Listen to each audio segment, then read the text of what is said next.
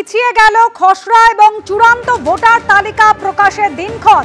পশ্চিমবঙ্গ সহ মোট 12টি রাজ্যে যে সমস্ত রাজ্যে এসআইআর প্রক্রিয়া চলছে সেই সমস্ত রাজ্যেই তালিকা প্রকাশের দিন পিছিয়ে গেল। 7 দিন পিছিয়ে গেল খসড়া ভোটার তালিকা প্রকাশের দিন, অর্থাৎ 9 ডিসেম্বর যে খসড়া ভোটার তালিকা প্রকাশিত হওয়ার কথা ছিল 7 দিন পিছিয়ে গিয়ে 16ই ডিসেম্বর, তার পরিবর্তে 16ই ডিসেম্বর এই খসড়া তালিকা প্রকাশিত হবে এমনই জানানো হচ্ছে নির্বাচন কমিশন সূত্রে। একটি বিজ্ঞপ্তি প্রকাশ করা হয়েছে, যে বিজ্ঞপ্তিতে জানানো হচ্ছে 9 ডিসেম্বরের পরিবর্তে 7 দিন পিছিয়ে গিয়ে চূড়ান্ত ভোটার তালিকা প্রকাশিত হবে 16ই ডিসেম্বর। 7ই ফেব্রুয়ারির বদলে 14ই ফেব্রুয়ারি চূড়ান্ত ভোটার তালিকা প্রকাশিত হবে, অর্থাৎ খসড়া তালিকা প্রকাশিত হওয়ার কথা ছিল 9 ডিসেম্বর, 7 দিন পিছিয়ে সেই ভোটার তালিকা প্রকাশিত হচ্ছে 16ই ডিসেম্বর। অন্যদিকে চূড়ান্ত তালিকা, যে তালিকা 7ই ফেব্রুয়ারি প্রকাশিত হওয়ার কথা ছিল 14ই ফেব্রুয়ারি, সেই চূড়ান্ত ভোটার তালিকা প্রকাশিত হতে চলেছে। রুমা পাল আমাদের প্রতিনিধি রয়েছেন আমাদের সঙ্গে টেলিফোন লাইনে। রুমা, এর আগে একাধিকবার বিএলওদের তরফ থেকে অভিযোগ সামনে এসেছিল যে সময়সীমা দেওয়া হয়েছে, যে ডেডলাইন দেওয়া হচ্ছে, তা কিন্তু তাদের জন্য অত্যাধিক চাপ হয়ে যাচ্ছে, তারা এই ডেডলাইন মেনে কাজ করতে অসমর্থ হচ্ছেন। আর এবার নির্বাচন কমিশনের এই বিজ্ঞপ্তি। দেখো, নির্বাচন কমিশন কিন্তু বারবার প্রশ্নের মুখে পড়ছিল এবং একাধিক বিএলওরা কিন্তু বারবার তার অভিযোগ জানাচ্ছিল যে বিএলও অ্যাপ কিন্তু ঠিক মতো কাজ করছে না, কিন্তু তার সত্ত্বেও দেখা যাচ্ছিল যে তাদের ডিজিটাইজেশনের প্রক্রিয়াও কিন্তু তাদের ব্যাহত হচ্ছিল। এরকম একাধিক অভিযোগ এসছে এবং এর আগেও আমরা গত সপ্তাহে দেখেছি যেভাবে সিও দপ্তরে কিন্তু অবস্থান বিক্ষোভ হয়েছে, 30 ঘন্টা ধরে তারা সিও দপ্তরের বাইরে অবস্থান করেছেন। সেক্ষেত্রে কিন্তু একাধিক প্রশ্ন উঠেছে এবং বারবার বলছিলেন যে তারা এত দ্রুততার সঙ্গে যেভাবে ইলেকশন কমিশন এই এসআইআর প্রক্রিয়া শুরু করেছে, সময়সীমা বাড়ানো দরকার এবং সময় দেওয়া দরকার। সেক্ষেত্রে কিন্তু জানিয়ে রাখি যে এবার খসড়া ভোটার তালিকা প্রকাশ কিন্তু 7 দিন পিছিয়ে গেল এবং যেটা 9 ডিসেম্বর হওয়ার কথা ছিল সেটা 16ই ডিসেম্বর হবে এবং 7ই ফেব্রুয়ারি যেটা ফাইনাল ভোটার লিস্ট প্রকাশ হওয়ার কথা সেটা 14ই ফেব্রুয়ারি হতে চলেছে। এবং বুঝতেই পারছো যে 7 দিন পিছিয়ে দেওয়া মানে অনেকটাই কিন্তু কাজ যেটুকু বাকি রয়েছে তারা কিন্তু সেই কাজ করতে পারবেন। এবং সব থেকে বড় কথা হচ্ছে যে বিএলওদের ক্ষেত্রে কিন্তু অনেকটাই সুরাহা হবে এমনটাই বলা হচ্ছে। এবং যেহেতু জানিয়ে রাখি যে একদম যেটা 16ই ডিসেম্বরের পর কিন্তু 16 ডিসেম্বর থেকে 15ই জানুয়ারি সমস্ত ক্লেমস এন্ড অবজেকশন হবে। 16 থেকে 7ই ফেব্রুয়ারি সেটা পরবর্তীতে যে হিয়ারিং গুলো চলবে, যেটা সমস্ত যে টাইমে পিছিয়ে গেছে, সেক্ষেত্রে কিন্তু 14ই ফেব্রুয়ারি ফাইনাল ভোটার লিস্ট প্রকাশিত হবে। অর্থাৎ 7 দিন পিছিয়ে দিয়ে কিন্তু ইলেকশন কমিশন আবারও প্রমাণ করতে চাইলো যে তারা কিন্তু স্বচ্ছতার সঙ্গে এবং আবারও কিন্তু বিএলওদের পাশে থাকারই একটা বার্তা। যদিও ইলেকশন কমিশনের তরফ থেকে এমনটা কিছু জানানো হয়নি যে কেন এই সময়সীমা পিছিয়ে দেওয়া হয়েছে। ইতিমধ্যেই কিন্তু 12 জন অবজারভার এসে গিয়েছেন এবং একজন স্পেশাল রোল অবজারভার এসেছেন। স্পেশাল রোল অবজারভার আসার পর কালকে কিন্তু একাধিক দফায় দফায় বৈঠক হয়েছে, ডিও এবং ইআরওদের সঙ্গেও কিন্তু আলাদা করে বৈঠক হয়েছে। কিন্তু জানা যাচ্ছে যে এই বৈঠকে বেশ কিছু ভোটার আছে তারা কিন্তু 4 দিন এখনো পর্যন্ত এনুমারেশন ফর্ম জমা দেয়নি। সেক্ষেত্রে কিন্তু সিও দপ্তর থেকে বলা হয়েছিল, সিওর স্পষ্ট বার্তা ছিল যে 4 তারিখের মধ্যে কিন্তু জমা না দিলে তারা কিন্তু আনকালেক্টেবল শ্রেণীতে চলে যাবে। পরবর্তীতে কিন্তু 6 তারিখে তাদের নতুন করে ফর্ম জমা করতে হবে।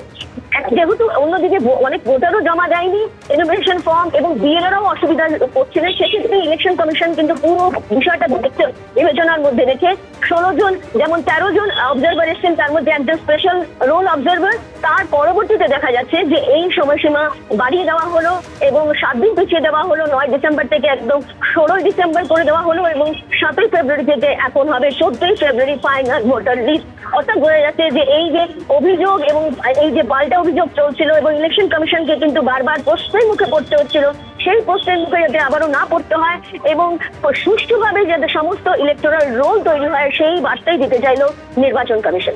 একেবারে রুবার সঙ্গে থাকো, সমস্ত দিনই অর্থাৎ পর্যায়ক্রমে পিছিয়ে গেল। যেখানে 9 ডিসেম্বর খসড়া তালিকা প্রকাশিত হওয়ার কথা ছিল সেটা 7 দিন পিছিয়ে সেই দিন ধার্য হয়েছে 16ই ডিসেম্বর। আর এই নিয়ে কেন্দ্রীয় শিক্ষা প্রতিমন্ত্রী সুকান্ত মজুমদার কি বলছেন শোনাবো। দিন পিছিয়ে দিল শেষ দিনগুলি ভোটার তালিকা প্রকাশ বা অন্যান্য দিনগুলি। তৃণমূল কংগ্রেসের নেতৃত্বরা বলছেন যে এটাই তো শুরু থেকে তৃণমূল কংগ্রেসের বন্ধু বিএলও সংগঠন তারা এটাই বলে আসছেন, ফলে সেটাই করতে হলো, বাধ্য হয়েছি।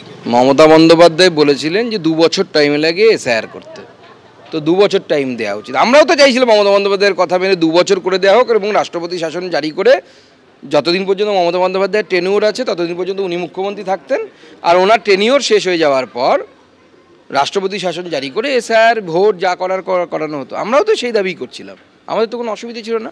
তবে উনি 2 বছর চেয়েছিলেন, 1 সপ্তাহ বেড়েছে। এটাকে কতটা মানা ওনারা মানবেন সেটা ওনাদের ব্যাপার, আমাদের অসুবিধা নেই। ইসি ঠিক করবে, অসুবিধা নেই। পিসি ঠিক করবে না, পিসির বিদায় হবে। খসড়া এবং চূড়ান্ত ভোটার তালিকা প্রকাশের যে দিনক্ষণ, সেই দিনক্ষণ পিছিয়ে গেল। পশ্চিমবঙ্গ সহ 12টি রাজ্যে 7 দিন পিছিয়ে গিয়ে খসড়া ভোটার তালিকা প্রকাশিত হবার দিন ঘোষণা হয়েছে 16ই ডিসেম্বর।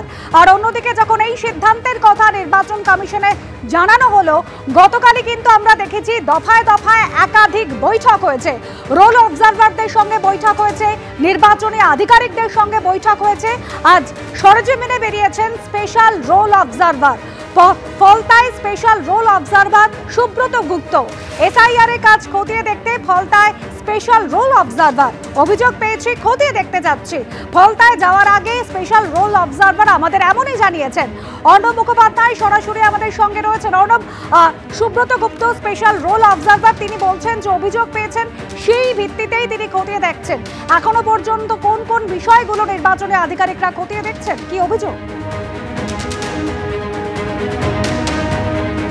দেখো, এখানে স্পেশাল রোল অবজারভার সুব্রত গুপ্ত রয়েছেন, মুরুগান রয়েছেন এবং তার সঙ্গে হচ্ছেন ব্লক আধিকারিক এবং মহকুমা আধিকারিকরা রয়েছেন। তারা এখানে বিএলওদের সঙ্গে বৈঠক করছেন এবং একটা বিএলওদের নির্দিষ্ট অংশ তারা এখানে উপস্থিত রয়েছে। মূলত যেটা স্পেশাল রোল অবজারভাররা জানার চেষ্টা করছেন যে কেউ কারুর আত্মীয়, এইটা কিভাবে ডিসাইড করছেন হচ্ছেন বিএলওরা। এখানে দেখো যে এই ঘরে বৈঠক হচ্ছে এবং যেটা স্পেশাল রোল অবজারভার জানার চেষ্টা করছেন যে ধরুন 2002-এর লিস্টে নাম রয়েছে এবং সেই 2002-এর লিস্টে নাম রয়েছে, কেউ বলছেন যে উনি আমার বাবা বা উনি আমার মা। তাহলে উনি আমার বাবা বা উনি আমার মা যখন বলছেন, শুধু এই দাবিটাই কি সব কিছু, নাকি এর সঙ্গে কোনো কিভাবে সম্পর্কটা এস্টাবলিশ করছেন বিএলওরা, সেটা তারা জানার চেষ্টা করছেন। তার সঙ্গে সঙ্গে বলছেন যে যাকে বাবা বা মা বলে বলা হচ্ছে এবং যিনি দাবি করছেন, তাদের দুজনের এজের মধ্যে কি কোনো ধরনের মিল রয়েছে, এটা দেখার হচ্ছে কিনা সেটা বিএলওদেরকে বলছেন যে আপনারা এই জিনিসটা কি খেয়াল করছেন যে কেউ দাবি করছেন যে 2002-তে আমার বাবা বা আমার মায়ের নাম রয়েছে, তাহলে তার বাবা মায়ের যে এজটা হওয়ার কথা এবং যিনি দাবি করছেন তার কি সেই এজটা দুটো ম্যাচ করছে কোনোভাবে। এর পাশাপাশি যে তারা যে আত্মীয়, সেটা কিভাবে বুঝছেন, কি দেখছেন, মূলত কোনগুলো চেক করছেন। বিএলওরা তাদের মধ্যে যে বক্তব্য রয়েছেন সেই বক্তব্যগুলো তারা দিচ্ছেন যে তারা কি প্রক্রিয়ায় সেগুলো যাচাই করছেন। অর্থাৎ পুরো যে প্রক্রিয়াটা চলছে, এই এসআইআর-এর এনুমারেশন ফর্ম দেওয়া, 2002-এর লিস্ট থেকে এনুমারেশন ফর্ম দেওয়া এবং সেই এনুমারেশন ফর্ম যাতে ভুল ব্যক্তির হাতে না যায়, সেই বিষয়টা তারা নিশ্চিন্ত করতে চাইছেন। নিশ্চিত করার জন্যই কিন্তু মূলত বিএলওদের সঙ্গে তারা বৈঠক করছেন এবং আলোচনা চলছে। সেই সঙ্গে তারা একটা রুট ম্যাপও চেয়েছেন, যে রুট ম্যাপ যে কোথায় কীরকম হয়ে মানে জায়গা রয়েছে, কোন জায়গার ঠিক কীরকম এনুমারেশন ফর্ম কালেকশন কীরকম হচ্ছে, এই একটা রুট ম্যাপও তারা চেয়েছেন এবং তারই পরিপ্রেক্ষিতে এই বৈঠকটা কিন্তু চলছে। একেবারে অর্ণব, সঙ্গে থাকো। স্পেশাল রোল অবজারভার সুব্রত গুপ্ত, মূলত একাধিক অভিযোগ সামনে এসেছে এই এসআইআর পর্ব শুরু হওয়ার পর থেকেই। কিন্তু ভোটার তালিকায় কখনো শ্বশুরকে বাবা হিসেবে দেখানো হয়েছে, এমনকি এই অভিযোগও সামনে এসেছে প্রতিবেশীকে বাবা বা মা দেখিয়ে ভোটার তালিকায় নাম তোলা হয়েছে, এমনকি এনুমারেশন ফর্ম পর্যন্ত ফিল আপ হয়ে গিয়েছে। এই একাধিক অভিযোগ যখন সামনে এসেছে, তখন সেই অভিযোগের পরিপ্রেক্ষিতে সমস্ত কিছু খতিয়ে দেখতে, সরেজমিনে দেখতে এই মুহূর্তে ফলতায় রয়েছেন স্পেশাল রোল অবজারভার সুব্রত গুপ্ত। এছাড়াও এসছেন, আমরা দেখতে পাচ্ছি যে সুব্রত গুপ্ত তিনি এই মুহূর্তে রয়েছেন এবং যেটা জানা যাচ্ছে যে তিনি ফলতায় যাবেন। এই মুহূর্তে তিনি যাচ্ছেন, কলকাতা থেকে রওনা দিয়েছেন এবং তিনি এই মুহূর্তে রয়েছেন কলকাতায় এবং তিনি যাবেন ফলতাতে। আমরা যেরকমভাবে দেখতে পাচ্ছি, যেটা জানা যাচ্ছে যে এই প্রাক্তন আইএএস তাকে এসআরও নিয়োগ করা হয়েছে এবং তিনি ইতিমধ্যেই কলকাতা থেকে ফলতার দিকে রওনা দিয়েছেন।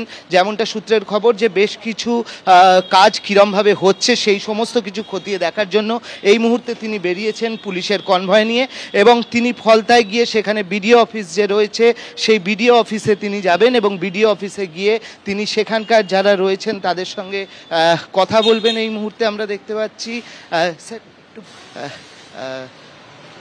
স্যার আপনি এসআরও হয়েছেন, আপনি পশ্চিমবঙ্গ চেনেন, আজকে স্যার কি রয়েছে?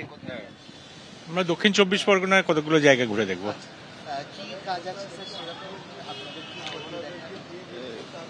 যেটা ইন্টেন্সিভ রিভিশন হচ্ছে, ইন্টেন্সিভ রিভিশনের কাজ কিরমভাবে হচ্ছে, কমিশনের নির্দেশ মতো হচ্ছে কিনা এটাই দেখার। অভিযোগ আসছে কিছু কিছু, সেরকম অভিযোগ তো থাকবে, সেগুলো দেখতে হবে।